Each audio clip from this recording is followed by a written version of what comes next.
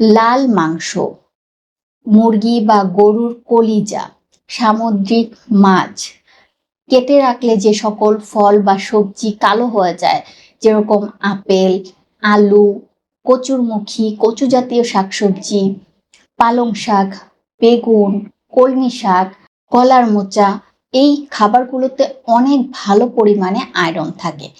তাহলে যেই খাবারগুলো বললাম এগুলো দৈনন্দিন কিন্তু আমাদের খাদ্য তালিকায় থাকেই।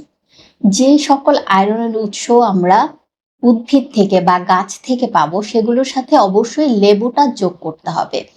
অর্থাৎ আপনি যদি কচুরমুখী, কচু শাক, পালং শাক, কলমি শাক, কলার মোচা এগুলো খেতে চান তাহলে অবশ্যই সেখানে লেবুটা যোগ করে বা ভিটামিন সি যোগ করে খেতে হবে, না হলে আয়রনটা আমাদের দেহে শোষিত হবে না।